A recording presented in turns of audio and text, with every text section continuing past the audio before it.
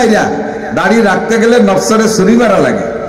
কত জায়গা ছুরি মারলে নফসরে একটু কুরবানি করে যদি একবার দাড়ি রেখে ফেলতে পারো, সুন্নতি দাড়ি, আল্লাহর কসম নবী পাকের সাথে উহুদ, বদর, খন্দকে যাইয়া যে সকল সাহাবায়ে কেরাম শাহাদাত বরণ করেছেন, বদরের সৈনিক যারা বেঁচে আছে, শহীদ কয়জনের মর্যাদা কত বেশি তা আল্লাহই ভালো জানে। বেঁচে ছিল বদরে যে কয়জন, 313 জনের ভিতরে 14 জন শহীদ হয়ে গিয়েছিলেন, আর বাকি ছিলেন 299 জন। এই 299 জন বদরি সৈনিকদের সম্পর্কে ঘোষণা ছিল, গফির লাহু মা তাকাদ্দামা মিন যামবিহি ওয়া মা তাআক্কার, তাদের আগে পিছের সব গুনাহ মাফ। সুবহানাল্লাহ। আপনারা একটু আস্তে কইছেন সুবহানাল্লাহ। সুবহানাল্লাহ। আর একবার সবাই মিলে কই সুবহানাল্লাহ। বিষয়টা কেমন মনে করেন? শুধু শোনা আর সুবহানাল্লাহ পর্যন্ত শেষ না। এই বদরি সৈনিকরা বদরের যুদ্ধেতে আসার পরে মরা পর্যন্ত যদি আর এক ওয়াক্ত নামাজও না পড়ে তবুও তাদের গুনাহ হবে না। এরপরে ওয়ালা ফারজান নাউজুবিল্লাহ, আল্লাহ হেফাজত করছেন তাদেরকে, যদি তারা জিনাও করে তবুও তা লেখা হবে না। এত ফজিলত আর সম্মান নিয়ে আসছে বদরি সৈনিকরা। এইরকম শহীদদের, তার মধ্যে যে 14 জন শহীদ হয়েছে, তাহলে তারা কত দামি। এই 14 জন শহীদের মতো 100 শহীদের যে সওয়াব, আমার কোন বন্ধু বা যুবক যদি পাক্কা সিদ্ধান্ত আজকে নিতে পারো, কাল থেকে আর জীবনে কোনোদিন দাড়িতে খুরকেসি লাগাবো না, আল্লাহর কসম তোমাকে 100 শহীদের সওয়াব দেওয়া হবে। সময়টা বড় গুমসান, বড় বিপদের সময়। কাজী এই সময় সব কথাগুলো আমরা খুব লক্ষ্য করে শুনবো ইনশাআল্লাহ। আল্লাহ তাআলা আমাদের শোনা, বুঝা, আমল করার তৌফিক দান করে, বলেন আমিন। আল্লাহ রাসূল সাল্লাল্লাহু আলাইহি ওয়াসাল্লাম পুরো হাদিসের মধ্যে বলেন, ওয়াইলুল লিমান ক্বারাআহা ওয়া লাম ইয়াতাফাক্কার ফিহা, ওই জাতি সফল হবে না, ধ্বংসপ্রাপ্ত, ক্ষতিগ্রস্ত তারা হবেই। লাস্টে যে তারা ওয়াইলের বাসিন্দা হয়ে যাবে, জাহান্নাম, ওয়াইলের বাসিন্দা হবে তারা। মান ক্বারাআহা, যারা কোরআনে কারীম পড়ে, ওয়া লাম ইয়াতাফাক্কার ফিহা, অথচ কোরআন নিয়ে গবেষণা করে না, ওর মধ্যে ঢোকে না, সরসরি তিলাওয়াত করে ছেড়ে দেয়। সবাই তো বুঝবে না, বুঝনে ওয়ালারা বুঝে বুঝে যদি বয়ান করে, সেই বয়ানগুলো শোনার ফিকির যেই জাতি না করবে ওই জাতি ধ্বংসপ্রাপ্ত।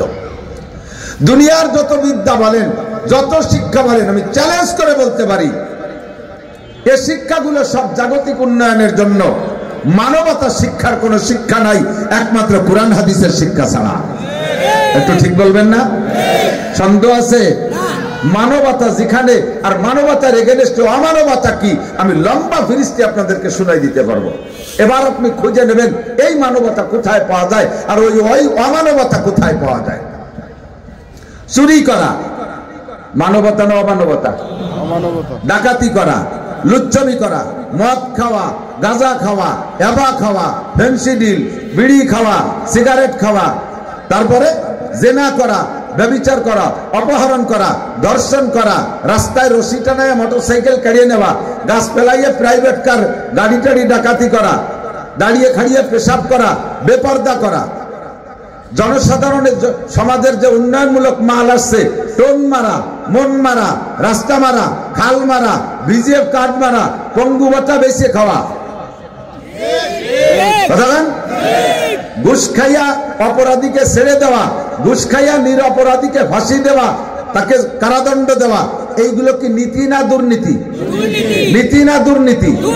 একজন মানুষ বলবেন হাটাজারি মাদ্রাসার হুজুররা এই কাম করে, গোবেরডাঙ্গার হুজুররা, পটিয়া, নানুপুর, বাবুনগর, জিরি, নাজিরাত, লালবাগ, ফরিদাবাদ, মালিবাগ, যাত্রাবাড়ি, গহরডাঙ্গা, কাদেমুল ইসলাম, যত ইসলাম আছে, যত মাদ্রাসা আছে, একটা মাদ্রাসার ছাত্ররা কি এইগুলো করে? এগুলো করার লোক বাংলাদেশে আছে না নাই? তারা কারা? তারা কারা? একটুখান কাইতে করতে হবে, কারা? যারা বলে শিক্ষা জাতির মেরুদণ্ড, এই বলে শিক্ষার পিছনে যথেষ্ট পয়সা খরচ করে, শিক্ষা জাতির মেরুদণ্ড, এ কথা আল্লাহে সত্য কথা।